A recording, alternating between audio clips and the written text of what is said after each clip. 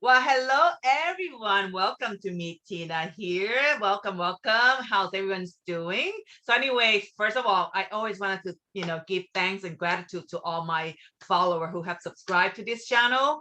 Thank you very much. Do not forget to click like. And for those who are new to this channel for the first time, don't forget to click like right now and subscribe as well and share my videos if you feel resonate with any of videos that can help.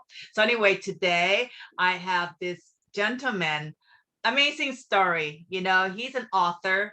He has survived near-death experience. So he wrote this book called Woke. And this has to do with uh, the awakening during September 11, which is that time, if you remember, it's affect everyone around the world. So with me here, Tony Losito. Welcome, welcome. How are Thanks you so much, doing? Tina. Thank you for having me. I really appreciate it. No, thank you for being here. Share your energy, share your wisdom, and share your story of an awakening and becoming one with the universe. And whatever you have to share, I know people who are watching right now, their guide, their spirit brought them here to listen to you. They're Right, meant to that you're connect right. to you. So guys, listen up. Let's get going, Tony. Okay, let's do it. Yeah. I'm excited. So tell us, why did you come up with this topic, becoming one with synchronicity, and perhaps tell us about your book and how all this near-death experience you have, things that you can share with the world here that will help them as well. Sure. So, you want to start with the near-death experience? Want to talk about that?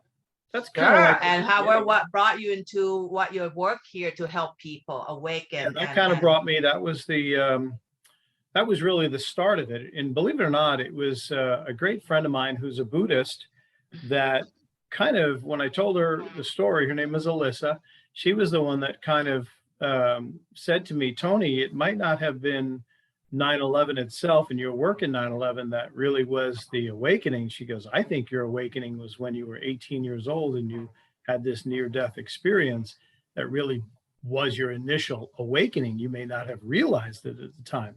And then 9/11 was really this next gigantic epiphany that occurred afterwards that kind of just opened the door even wider for you. So I give her credit for helping me understand that. She also is a contributor to my book, and I'll get into that in a minute. But when I was 18 years old, I was still in high school, and at the time, I had gone to a senior prom, and at that prom, I mean, all of us, my friends and I, were looking forward to graduating. We really had come a long way. I had been at this. I went to a military school, and I was there for 8 years, growing up in that military school. So a lot of the cadets that were with me that day celebrating our senior prom uh, had been with me on that whole journey. So for the whole 8 years, so we were a lot of mixed feelings, none of them bad per se, but we were all going to miss each other. The camaraderie we had with each other. We lived in barracks there, dormitories essentially, and we were all going to miss each other greatly. And at the same time, we couldn't wait to get out to the world to use everything that we had learned. But we just felt, our academy was a home to us, and it was a place that really kept us safe, and we knew we could, we knew we could do well in that environment. But the thought of going to the outside world was exciting, but at the same time, we said to ourselves, "Wow, this is a big risk we're taking. We're all leaving." So we sat around that night. We had rented rooms at the hotel where we had our function, and we went to one of my friend's rooms, and we were seated there. It was probably about a half a dozen of us, all just talking and reminiscing. That's all we were doing. And 18 was the legal drinking age, and this is in New York at the time. I was born in the Bronx, New York, grew up in New York, and this academy is in New York, just south of West Point. And when we were all talking and reminiscing, we were all drinking, having a few. Some people were drinking beers, some people were drinking mixed alcohol drinks, and again, it was legal. It was a very young drinking age at the time. So I was drinking Jack Daniels and Coke. And we were just sharing stories. And I had one right after the other, and I just didn't realize how many of them that I had. And by the time someone alerted me, say, Tony, that might be enough. I said, what do you mean? They said, look over at the bottom. And probably more than half, I can't say the exact amount to this very day. I want to arbitrarily just turn around and tell you it was 2/3 of the bottle, but I can't say it was that much. But I know it was at least half the bottle. And I went, I drank all that? And they said, yeah. I said, oh my gosh. So I got up to use the bathroom. When I did, boom, right to the ground. And when I eventually made it to the bathroom, but then I had to go home that night because I wasn't staying in the hotel. I lived a short distance away. So they got me a car service to go home, and I just barely made it into the front door and up to, we had a media room in the house. It was a bedroom where was my brother's old bedroom, and they had converted it to a media room. So it had a couch and a long couch and then a small sofa and a big projection TV. And the projection TV was on. I laid down on the couch fully dressed, and it was probably about 11 o'clock at night, somewhere around there. And when I woke up the next morning, I remember being seated with my hands on my chest. I think I looked more like when someone is buried, when they put someone to rest in a coffin. And I had my hands on my chest and my body was still, legs out in front of me, completely dressed, never took my jacket off, never got changed. Couldn't even really remember how I got there. And I separated from my body. So you see you in a coffin? Yeah, no, I didn't feel like I was in a coffin. I felt like they do when they lie, people with their hands crossed. Yeah, in that position. So, but when I woke up, I didn't wake up in my body. I woke up rising out of my body. So as I was awakening, I was coming up out of my body, and I'm looking down, watching myself kind of lift and fly out of my body. And I'm looking down going, what the heck is going on here? And I'm going, can I fix this? Is this just a hangover? I mean, what am I feeling here? So as I lifted up out of my body, I felt I was rising towards the ceiling in the room. And as I'm looking down at my body, I'm looking around the room. It was me. I was wide awake. I was perfectly conscious and knew what was happening and alert. And I didn't feel any hangover. I didn't feel anything. As a matter of fact, I felt, and what you'll hear from most people that have near-death experiences, was the most peaceful, serene calmness and sense of just no anxiety. You had no anxiety, no worry, no fears in the world. You wanted to stay like that. So Tony, that was an out-of-body experience, right? You think that was a near-death experience? Well, as I go on, yeah, I'm thinking, I didn't know what an out-of-body. We didn't even probably use that term at that age. And I think it was 1982. So, but now we would refer to it right as an out-of-body experience. So I'm definitely out of my body. Right. And I'm wondering, I'm looking down to try to find my hands and my feet and my body. And I'm going, oh my gosh. I said, I don't have a body. My body's over there on the couch. And if I did have a body, how am I flying around up at this level by the ceiling? So I was floating around the room, and I'm looking and I'm going, this is amazing. And just the feeling, I mean, I had worries. My mother was an alcoholic, and I never was a big alcohol drinker. Unfortunately, that night, not on purpose, but just not keeping track of what I was drinking, essentially, I drank far too much alcohol and poisoned myself. And to this day, what I believe was that and my friends who are psychic mediums told me that I had alcohol poisoning, and I essentially died, and my soul had risen out of my body. And as I'm floating around the room, I'm trying to practice going to different areas of the room. I could see the TV was on. I remember what was on. It was a news program about Richard Nixon. I'll never forget it. And I moved around the room, and I actually peeked out the door, and I wanted to see if anybody was looking. And I said, let me see if I could see anybody, but I didn't want anybody to see me because I was afraid they might see me as a ghost and I would scare my brothers, and my mother who might come upstairs.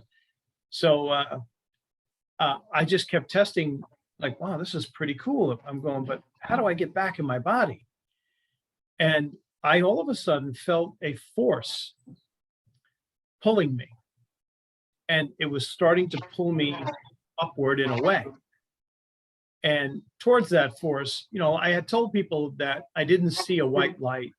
I didn't see Jesus. I'm a Catholic, so I believe in Jesus. I didn't Mhm. see Jesus. I didn't see any archangels. I didn't see my relatives. There was no one there to greet me. But I do remember being pulled away.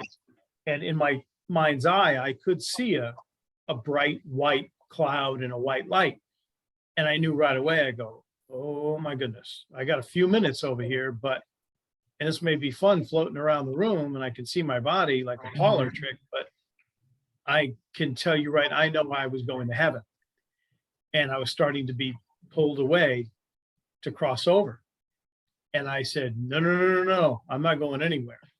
And uh, I could hear not a voice like you would hear me talking to you now, but I could hear a voice going, how bad do you want it? How bad do you want to go back into your body and stay? And I said, I want it bad. And I just assumed it was God that was talking to me. And I Right. said, I want it very bad. I have a test next week and then I graduate. And all I could think of it was a test that I had, Right. athletic competition. And I said, I'm getting ready to graduate and I want that certificate. I want to cross the line. We worked 8 years to get here. And I could feel inside myself or inside my soul going, why did you do this to yourself then? I was questioning myself. And I'm going, I didn't do it on purpose. I was careless. And when you think about things that we do in our life and being careless, you really need to be careful and protect yourself, love yourself, and Mhm. care for yourself. And all this was being processed within me at one time. And he says, well, if you want, I could hear the voice in my head going, if you want it that bad, then you need to fight for it. And I looked down at my body, and as I'm being pulled in one direction, it was almost like a tug of war where you're pulling on a rope to try Mm. to go back towards my body. And it was the fight of my life. I, Wow. I had to fight to get back. And the test was, if you want it that bad, I'm ready to take you over here because you apparently don't care too much about the way you behave. And if you want to behave like that, this is where you're going. You need to understand and appreciate your life. And I went down and I'm getting closer to my body. And again, it was almost like pulling on a on a rope, tug of war to get back into my body. And it was hard. And I finally get back into my body and I'm going, and I jump back into my body. And when I did, I started to wake up. But I can tell you, forget about hangovers. This was the worst feeling. I would never wish this on anyone. So essentially, I was allowed to come back. So did your family tell you that you were gone, not breathing? Is that why you knew that you were dead or have near death experience? No, I mean, to me, I hadn't really shared that story with people for years until Right. after I had my awakening after 9/11. That enabled that door to open and to me to understand what was happening to me. And that near death experience, uh, which is really what it was. It was, you're coming here with me, but if you really want to stay, you're going to have to fight for it and show me how bad you want it. And I did. And I got back in my body. And when I woke up, I mean, I could barely feel my fingers and my feet. I was just barely able to move them. I eventually kind of rolled over off the couch onto the floor and crawled to the bathroom. And I was there for, no exaggeration, hour, maybe 2 hours. Uh, I got sick and had to vomit, and then I several times until there was nothing left. Wow. And then I just took a shower and was in the shower in partially clothed because I didn't have the strength to take off my clothes. And I just sat there with the shower running on my face. No one ever came in. No one ever saw me. It was all before anyone woke up. And I almost wonder how convenient that was so that I could experience it and go through everything. And I kept that to myself. I was embarrassed. I didn't want to tell anybody. I was kind of scared to tell them. I said, no one's going to believe what just happened to me. Right. So I kept that to myself. Now, you fast forward all these years later, and I decided after I graduated and after a number of jobs that a friend of mine was going to take the New York City fire. He's my best friend. He was going to take the New York City firefighters exam and asked me to accompany him. And I said, well, I don't want to be a firefighter. I wanted to be an actor on TV, or I wanted to be, that was one thing I wanted to be. And the other thing I wanted to be was a public health inspector for the government, two opposite ends of the spectrum. Right. And I was a big nutritionist guy after that. I was always a sports guy, but I was deep into nutrition. So he said, well, just come down with me and I'll go take the test. He says, the police test is next door if you want to take that. I was like, well, back then you had to know somebody who was a cop, an uncle or a brother or somebody that would vouch for you to get you in. It wasn't Right. that easy back then. Mm. And in New York City. And now it's different, but back then it wasn't. So I said, well, all right, well, I'll go take the test. Well, I got a 95 on the test and they started recruiting me. And I said to him, I go, what the heck is happening here? I didn't have any plans to go in this direction. So he goes off and he wants to be a firefighter. And he goes, come on, we'll have some fun. We'll join New York City together and we'll go do it. So I started processing for that. But in the interim, I had taken another test for the U.S. Border Patrol. And the U.S. Border Patrol picked me up before NYPD, and I became a Border Patrol agent. And that was the beginning of my career that lasted almost 30 years. But at one time in my career, I went back to New York, and I was working inside the World Trade Center. My office was in the World Trade Center, and this was before 9/11. And I had been undercover as an agent working for a government agency where we did guns, gangs, and drugs around New York City. And I was undercover for about 5 years. Wow. And that's how this started. I used to have tattoos on my head, and I had clip-on earrings. And Really? Wow. yeah, I was an electrician. That was my cover. So for 5 years, you had seen me.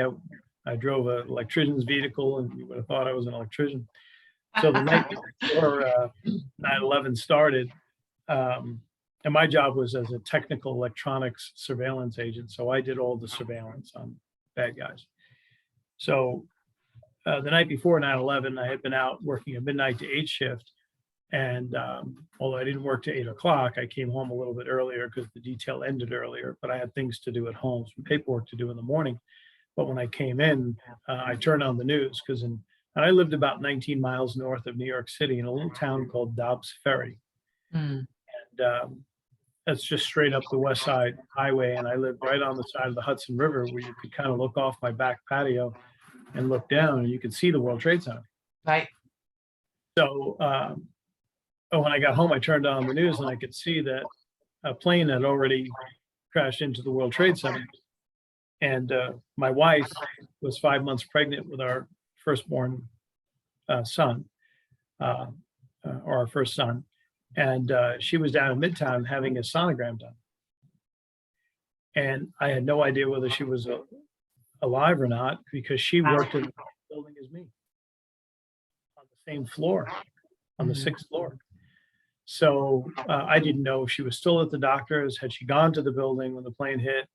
Because the tower, the cell phone tower, one of them was on top of the World Trade Center. And after the first plane hit, it interrupted service to the cell phones. Mm-hmm. So I couldn't get a hold of her. So I get a call from my supervisor that says, one of the towers has been hit with a plane. Stay where you are. Don't come rushing down here just yet till we figure it out. And I said, okay, you sure you don't need me? He goes, stay where you are. We don't want you rushing down here. And then there's a secondary attack. And I said, okay. He goes, we're not sure if it's an attack, if it's an accident. Let us figure it out. So I said, okay. So I had to wait. I think it was upwards of, and don't quote me here, it's in my book. I've got the timeline of my book, but somewhere around 40 minutes, 30 to 40 minutes. And Wow. that was the longest wait I ever had. And what I did was get all my equipment ready because I had a feeling that I was going to have to respond. And I'm watching the news coverage unfold. And he said to me, he called me up and he says, all right, well, I need you to get down here right now. And I said, well, I don't know if my wife is alive or not. I can't get a hold of her. And all of a sudden she comes right up the driveway. And I said, oh, thank God. So we had a big hug and we had a handoff. She had been walking into the building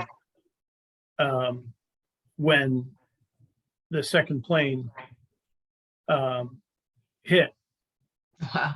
and she made it out. She didn't get hit with any debris, and she made it out alive.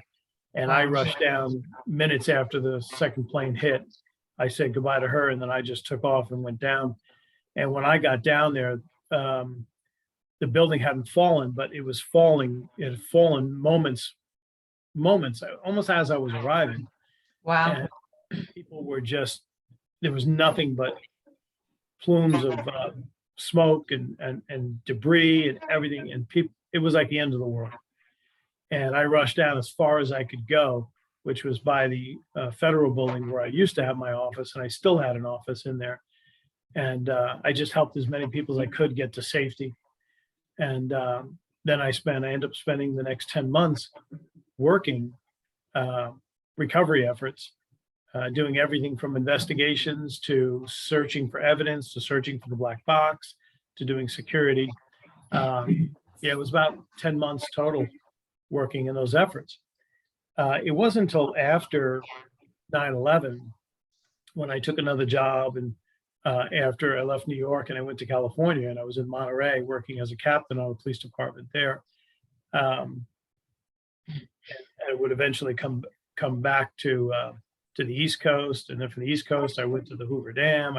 I kept taking promotions in my career to move up, and I eventually took a job as the chief of police of the Hoover Dam and all of Lake Mead. And from there I got another promotion to Homeland Security in Texas. And I'm in Texas now, is where I live now. And I took that promotion, and that was with an agency that does security for federal facilities for Homeland Security. When I took that job, I had to leave my family in Las Vegas, and they were there for 3 years. So I had to get an apartment all by myself because my wife's job wouldn't transfer her from Las Vegas. So we call that being a geo bachelor, basically. Mhm. Still married, still have a family, but you're now living somewhere because you moved there to satisfy a requirement for the job. So I was living in this apartment, and I wasn't there. Oh my gosh, I moved there in June, and I wasn't there June, July, August, maybe 2, 3 months that I was there. And I was working out when I used to work out at night at a club that was open 24 hours. And when I got back from the fitness center, I came back to my apartment, and this is important as I tell the story. I was getting ready to jump in the shower, so I was naked. And I say that because it's important to know that piece because of what happens next. And I had the shower running, and I was getting ready to walk in. I was walking from my bedroom into the bathroom, and something told me to look at a digital clock that was on my nightstand. And when I looked, it said 9/11. Mm. And I went, and my eyes were locked in. It was like I couldn't move. Right. Something just held me looking at that. And I'm going, why is looking at the time 9/11 so important at this moment? And why am I locked into this? Is this somebody from the other side? Because I had always been religious. I wasn't a spiritual person. I was a religious person. So I believed in heaven. I believed in the other side. And after my near-death experience, it even confirmed it even more. You know, God's there. He gave me a second chance. I haven't really talked to anybody about it, but somehow this meant more to me than anything. And when I stood there, I said, this is the way I came into the world, right? Naked, no clothes on. And now I'm basically being awakened and reborn by seeing 9/11 were waking you up. Mm. And I didn't know what was happening at the time. I just thought someone from who had perished in 9/11 was trying to get a hold of me to tell me that there's going to be another 9/11. That was the first thing I thought. And I said, oh my gosh, there's going to be another 9. And I start processing this in my head. I'm going, all right, what do I do? I'm in a position to protect buildings now. What do I do? Right. So I went to work. This is heavy on my mind now. And I went to work the next day. And that whole week, all I did was see 9/11 everywhere.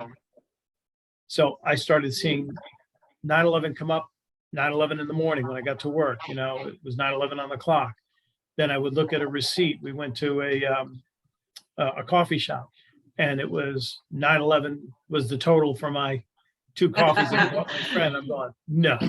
And I told my friend, I said, I saw this number last night. He goes, I just played a lottery, probably going to win the lottery. You know, everybody writes it off. And I looked at him. I said, dude, there's something going on here. I said, everywhere I'm looking, it's 9/11. And I didn't want to share it with them because I'll tell you, when you're a cop and you tell people, it ain't going to work, they'll all of a sudden think you're crazy. And by the way, I'm seeing an angel number right now. That's validating what I'm saying. What did you just say? I'm seeing an angel number as we speak. And what is it? That's what my guides and angels, I spoke to them before I got on this call today, and they're validating my story right now. They're basically going like this. It's 44 here in Texas, and that's an angel number for me. That's how they communicate to me all day long, is through numbers. They do talk to me occasionally out loud where I can hear the voice now, and I'll go into that in a little bit. But so when I started seeing all these numbers, they told me that what they were trying to do, I didn't know it at the time, was trying to awaken me to letting me know, hey, we're out here, we're your spiritual team, and there's a whole support network for you from the universe, and we need you to be a light worker. And that's what was happening at the time, because 2011, 2012, God had commissioned the awakening of light workers for all of us to take the vibration on earth. And I know now what I'm supposed to do, but we're talking 10, 11 years ago when this first started with me. So fast forward from there, I start seeing all of these numbers, and 9/11 turned into 11/11, 1/11. And now I'm being plagued by these numbers everywhere we go. I was a chief of criminal investigations at the time, and I had to go out and do an interview with one of my agents, and we pulled up to the house, and the address was 1111 Main Street.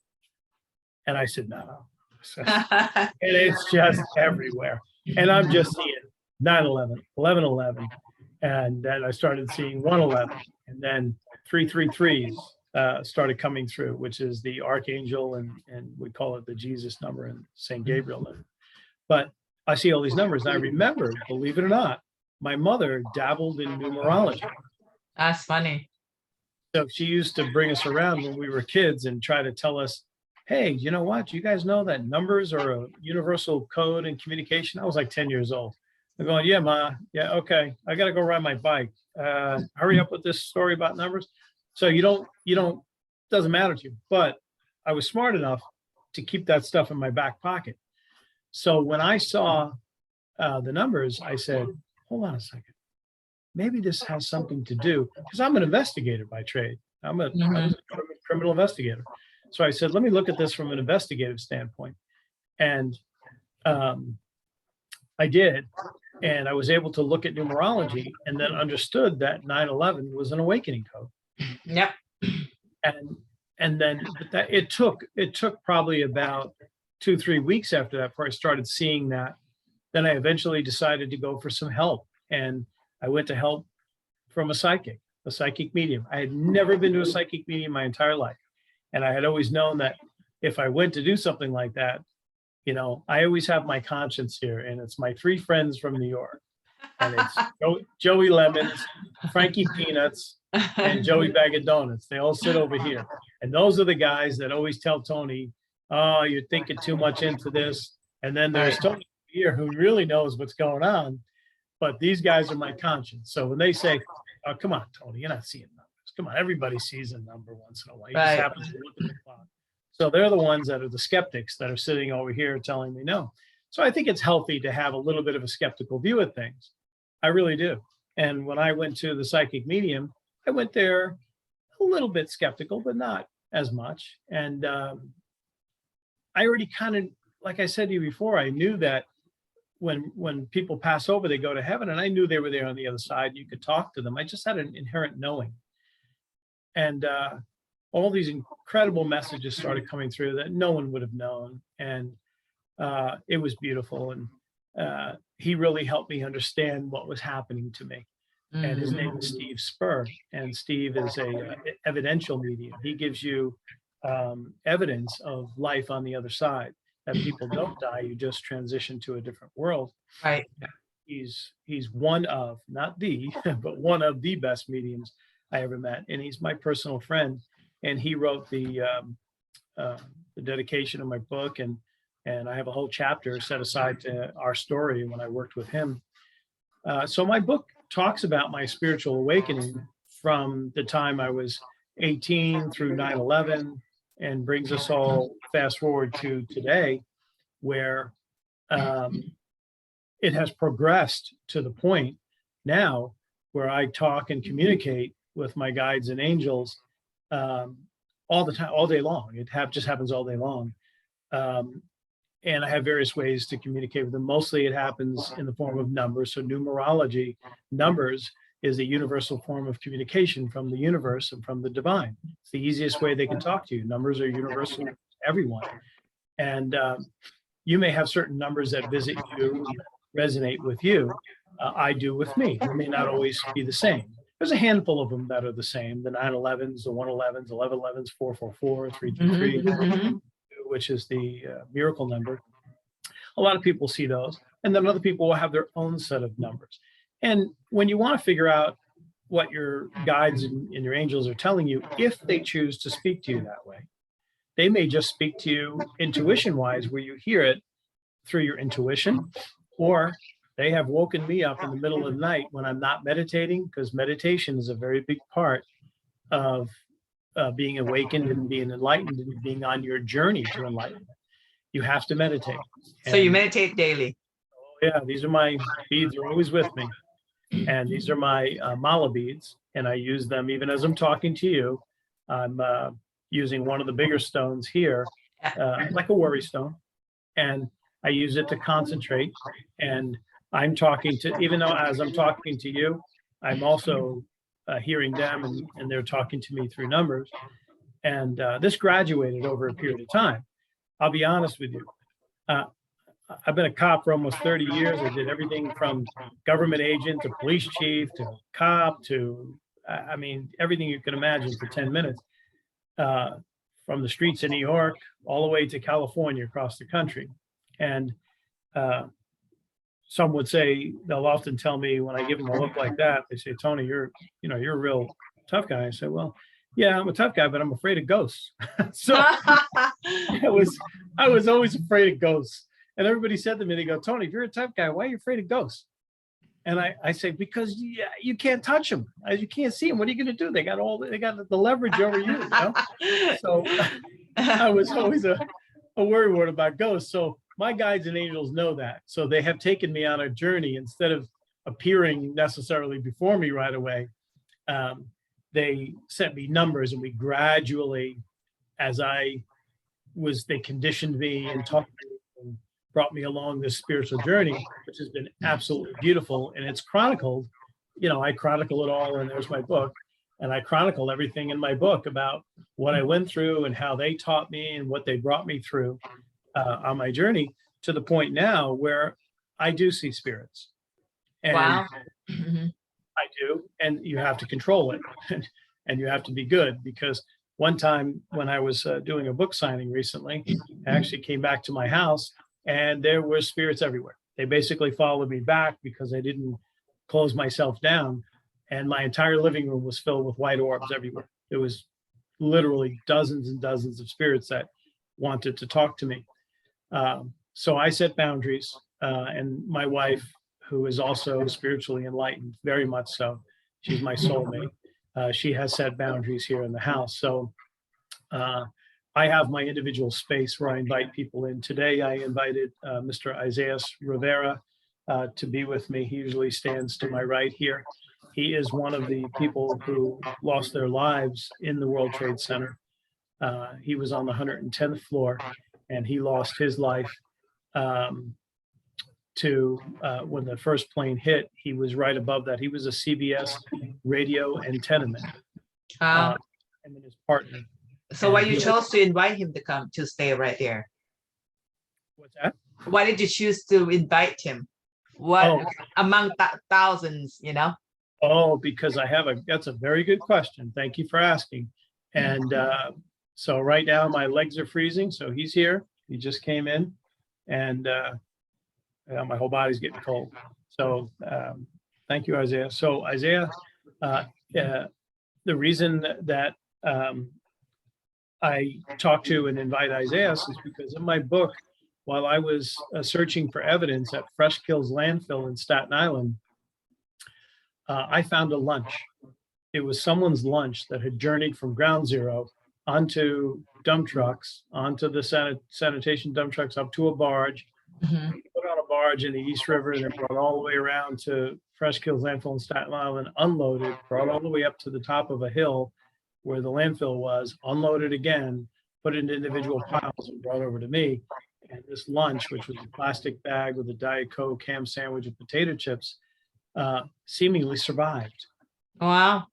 and was maybe a couple pings in it. The sandwich, it's almost like you could unzip the bag. It was a clear Ziploc bag. You could unopen it and just eat the lunch. The chips were only mildly crunched. They were only, Wow. handled. And I looked, and that was the only time, that was about 3 months into the operation, that I felt that was when I really had my spiritual awakening in 9/11. And I didn't know who that lunch belonged to, but it represented love to me. And I said to myself, I got to take a break. And it was the first break, that I took. And I went over and spoke to a Catholic priest and told him what I had found. And he had said to me, he said, son, let me have that bag. He gave it to me. He says, let's say a prayer for the person that, this lunch belonged to. And then let's say a prayer for their family. And then we'll say a prayer for everyone working this event here, that they have the strength to continue on. And I said, okay, so we did that. And then afterwards, he said to me, he goes, now you're going to get back over there. You're going to finish digging and doing your job, looking for evidence. And he says, are you married? And I said, yes, sir. He said, so you're going to go home. He says, call your wife in advance. Don't put any sad music on the way home. Just go straight home, desanitize your clothes, wash them. And he says, eat a good meal, go straight to bed.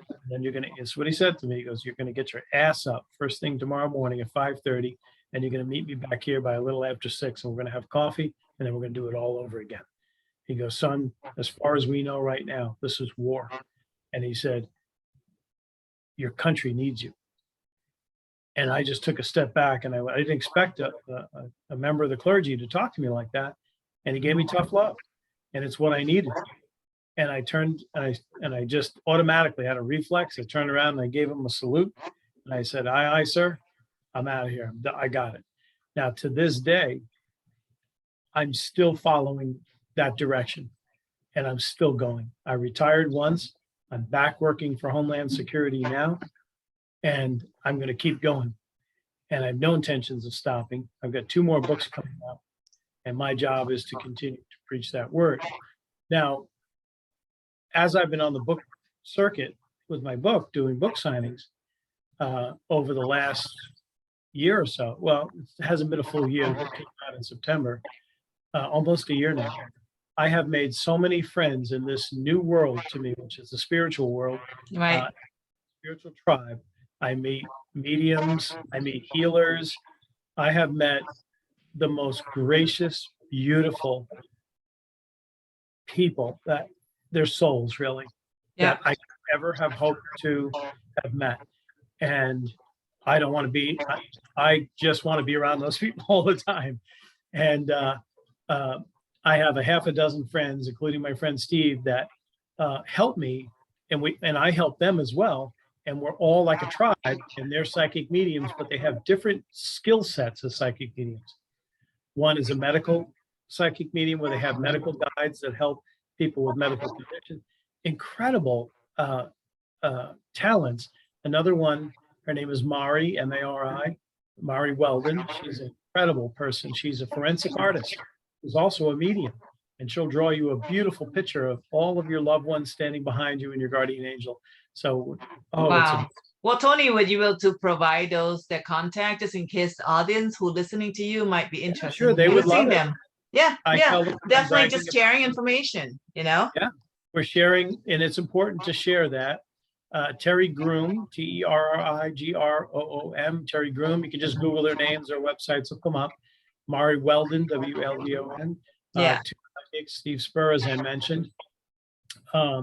There's another friend of mine who is a guide. I'll get you that information. Please, yeah. And And those can help people who knows they may have their family ones that they need to get in touch with, and for whatever reason they tune into this channel, to this video, and this is maybe what they need to hear. yes, Too, and I besides your like to stuff. share it. Yes. And they're more than willing to help, and they've helped me tremendously on my journey, helping me understand my journey. There's also a very Brandy. Her first name is Brandy. She's a tarot card reader. She gives me my spiritual report card every month. And when I go to these fairs, when I'm around them, well, those mediums, I had a reading with Mari Weldon. Those mediums helped me. So I went to Mari and said, Mari, can you help me? I'm starting to see spirit and energy forms now. I said, so I need to know how to deal with that. She's been a medium since she was born. So Right. she said, sure, Tony, I'll be a mentor to you and start training you. So one night, I dialed her up. We did a FaceTime call. She's only about a half hour up the road from me, but we were very busy. I said, well, let's just do a FaceTime call. So we did that. And when I was sitting in my room, I was concentrating and meditating, and I felt a presence walk into my room and stand on my right hand side. I could see white orbs there, and I knew somebody was there, and I knew somebody was to the left of me as well. So when she gets on, she goes, all right, Tony, let's start our session. Close your eyes and tell me who's around you. So I said, okay. I said, there's somebody standing to the right of me. She goes, yes. And she said, there's also another energy standing to the left of you that's not a person, that's very powerful. And I said, okay. I said, I sent somebody, but I thought it was my guardian angel. She says, no, your guardian angel's over your shoulders with both hands on your shoulders. Now, everyone has a guardian angel, everyone. They may have more than one. So she said, do you want to know who's standing to the right of you? I can ask him. I said, please do. I said, I'm new at this, so I know the energy's here, but I don't have the same abilities yet that you have. I feel them growing, but I'm not there yet. So she said, sure. So she asked who it was. She said, it's a gentleman. And I said, okay. She said, he's telling me that you found his lunch. Oh, wow. That's cool. So I said, oh my God, what's his name? And she said, Isaiah.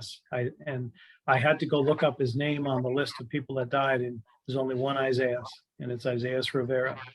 And Wow. unfortunately, he had been in the very first World Trade Center attacks in '94, and didn't want to go to the new world, to the, the 6th World Trade Center or 7 World Trade to work there, because he was afraid it was going to happen again.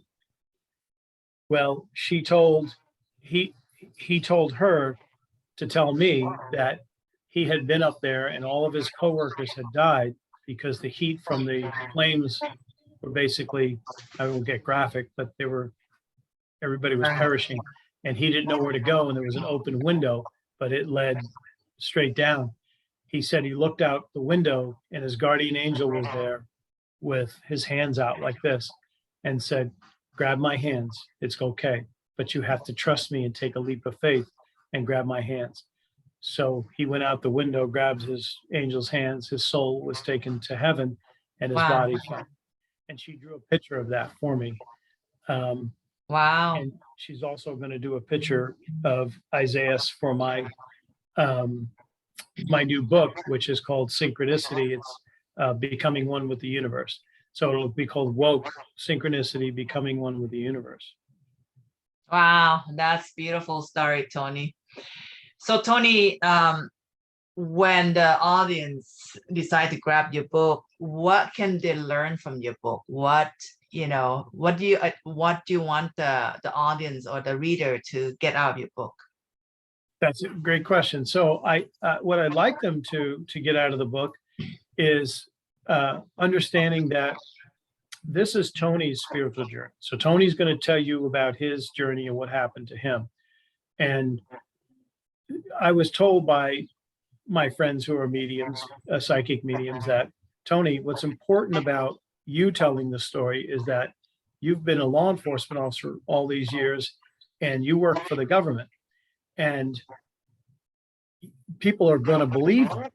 They're going to say, wait a second, this guy's a cop. I mean, he's been a cop for years. I've had to go through a background investigation. I've got a security clearance. And they're going to say, wait a second, if you're coming out and you're risking that, and to me, there's really nothing to risk. At the beginning, I thought maybe there was, but there isn't. And when you speak of that risk, let me ask you a question. As you were a policeman, a cop before, a lot of people said that this September 11 was not an accident. It was, you can call it conspiracy theory, things like that. What was your opinion as someone who have done the investigation? The actual September 11th date, or yeah, well, everything that you've seen, I've seen. I was involved in investigative work related to that. I can't speak of it to this day, and I won't. So, but I will tell you that I believe what has been put out, and that's that. Now, there are people that have approached me that do not believe that. And there was an individual recently, a couple months ago, at a book signing at a psychic fair where I was doing a book signing, that was adamantly against what not necessarily what I was saying in my book, but like you just mentioned, they think it's a conspiracy and it didn't happen the way that it happened. Well, listen, I can't be 100% sure. I don't know who can, but I know what happened that morning. I know what my wife saw. I know what I saw when I went there. I know what happened and what I was involved in, and that's what I can speak about. Exactly. Nice. Well done. Well said. Wow. That's amazing journey that you've gone through, and it has changed your life a lot. And you feel like with all this number that you've been seeing, it has actually awaking you up and allowing you to become more in tune with yourself and connecting to your higher self and angels and spirit world, correct? Oh, and I'm leaving a lot out as we talk here today because I would like everybody to read about it in my book. And I'll take you on that journey of what I went through to figure out what was happening to me, and to let you know at the end, I ultimately determined that I was being awakened by guides and angels, and my job is to go out and preach and talk about hope, faith, love, and unity, and bring love, hope, and faith in the divine to the world. And this isn't about religion. Doesn't matter what religion you are. All religions are beautiful. All religions are sacred. And all religions have something that we all can learn from, because I believe in the ascended masters. Yes. And that's Buddha, Shiva, everyone. I believe in all the ascended masters, all of them. Jesus, Mary, Virgin Mary was an ascended master. Saint Germain, there's so many of them. So I believe in all of them. I believe in archangels. This is not, I try to tell people, because I had to learn it myself, because I'm still going off of your question and what I would like people to learn from the book. And that is, understand there's a difference between religion and spiritualism. They're two different things. So, religion is your subscribed or prescribed belief, and a belief system like, Catholicism. You could be a Protestant, Episcopalian. Totally agree with that. Yeah. and This do belief whatever you believe in. system. And Yeah, they're all beautiful religions. It could be a exactly. Muslim, and it's all beautiful. Amen to that. Well said. Right. Well said. Absolutely. Everybody's religion should be regarded as sacred and beautiful, and everybody should be allowed to worship Respect and it. believe, Respect it. Nothing's bad respect at their all. religion. That's Right. correct. Wow. I, Nice. I, Beautifully said, if we Tony. did that, Tina, there would be so much less violence in the world. I Everybody, absolutely agree with that, because oftentimes in the world that we are in now, the war is always between that religions difference. Sadly, that happened for years and years and years, decades, and never ends. And hopefully one of these days it will change. We won't have that anymore. We just pray for that to happen. that's where I'm praying to get to. Yeah. And I hope we Yeah. get to the point, doesn't matter what religion you are. I have Muslim friends. I come up, we all hug, and we sit down and we eat and break bread together. I'm a member of an association here in Texas that brings together all of the religious faiths, where we all work together to love, understand, and appreciate each other's religions. Now that's Beautiful. really, and then there's the spirituality. So in my book, I'm trying to help you understand that path. So if it's happening to you, you can say, hey, I read this book. Yeah, that happened to me. It happened to Tony. So listen, maybe you might be able to cut your learning curve down as to what's happening to you in half, and then understand the basic premise, which are love, hope, faith, and unity, which is what we should all believe in. And ultimately, what we all need to do is treat each other with respect, like you said, with love, Mhm. and appreciate each other for who we are. We're human beings, yes, but we're really soul. And we're Yeah. souls created by God. And who are we to judge each other? Not me. Beautiful. We just need to love each other. Exactly. Everybody. It doesn't matter Exactly.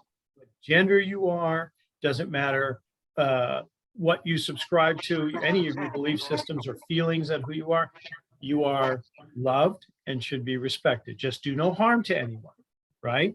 We want to lead a good, clean, moral life, a good life where we treat each other with respect, because ultimately it's about relationships. That's what God wants us to do. That's what the divine, whatever source you believe in, that's what I believe we should be doing. Perfect. Beautiful. Beautifully said, Tony. Do Thank what you. you can to give everybody a hug and help your neighbor. If you, right? Everybody, hug them if you can. Some people You say, guys, virtual hugs to everyone here who's watching this video. You're getting give love and everybody a hugs warm here. hug. And Right. that's me giving you a blessing and a Thank you, hug. thank you, Tony, for sharing your story, sharing your wisdom. Really, thank you from the bottom of my heart. You're really a good guy. You can tell. Like just sincerely wanted to help people at this point in your life by sharing your story in your book. Guys, when you get a chance, read the description here, pick up Woke, his book, and see what can change your life. It's amazing for him being a police, being in military, being work with the government, and come to this point where he's really connect with himself spiritually, his soul connect to the spirit. And if you like to have the same experience, and I'm sure, and many of us have been seeing numbers, and that's a wake up call. That's what it is. So with that said, guys, Tony, last words, anything, before we part? Thank you. Yes. I have 2 more books that are going to be coming out. And one is, I mentioned the sequel to Woke, which is Woke Synchronicity. So basically, Tony told you his story. Now, if it's happening to you, this is what I recommend you do. It's going to be almost like a guidebook, and Perfect. it'll help you. And then the next one coming out is called America's Cop. I Have the Watch. That's not a spiritual book, but that's my memoir to talk about my career in law enforcement. That'll be a That's fun something some people can learn from it, especially if you want to be a police. Cool. It'll be fun. Cool. It's fun stories. Awesome. Maybe they'll make a movie out of it one day. Who knows, right? Yes. You'll be the director. There you go. Well, guys, thank you for watching. Tony, thank you so much for being here, spending your time talking about your story and your book. Guys, you haven't subscribed, go ahead and click subscribe there and click like, share this video, post any comments, you have any questions for Tony's. do so. Check out his books. The links is down here in the description, guys. So thank you for being here. Until the next video. Thank you very, very much. Thank you, Tina. Appreciate it. Virtual hugs to you, Tony, and virtual Yes. hugs to everyone who's watching. Bye, guys. Take care. And don't forget, meditation word has been coming very strong. So meditation is going to help you connect to the spirit. There you go. And Tony, send me the list of psychic medium that you've recommended. I'm going to post it here too. So if any of you look for one, there you go. Tony's recommendation. We'll get them to you. Bye, guys. Thank you.